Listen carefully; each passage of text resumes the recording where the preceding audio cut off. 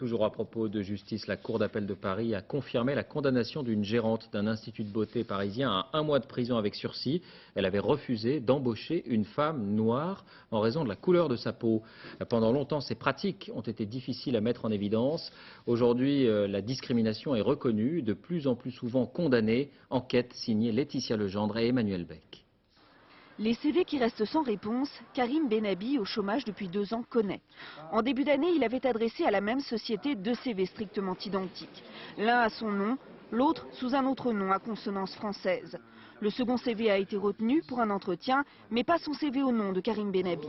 C'est pourquoi, avec l'aide de SOS Racisme, il a décidé de porter plainte contre l'entreprise pour discrimination à l'embauche.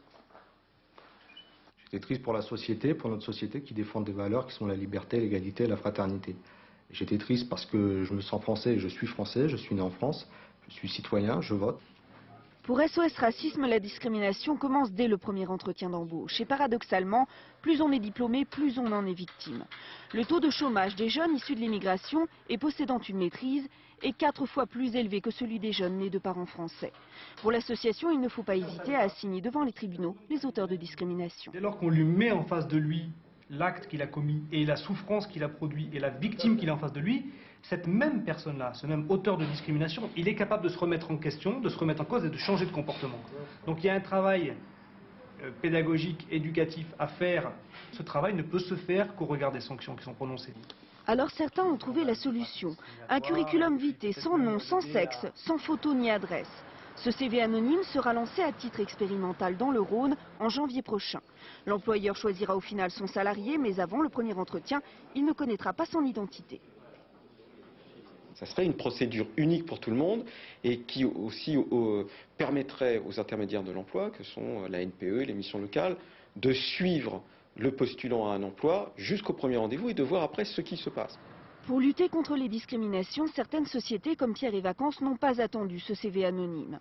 En partenariat avec SOS Racisme, une dizaine d'entreprises s'engagent ainsi à recevoir en entretien des jeunes issus de l'immigration.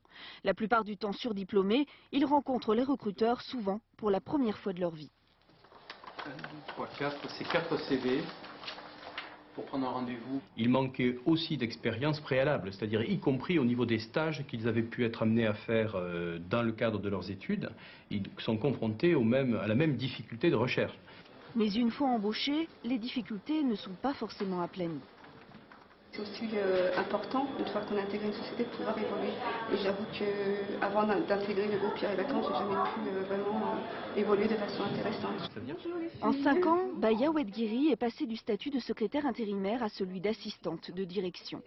Peur de se mettre hors la loi, opération de communication ou réelle volonté d'intégration, aujourd'hui ils sont de plus en plus nombreux, comme cette entreprise, à donner une chance à ces jeunes.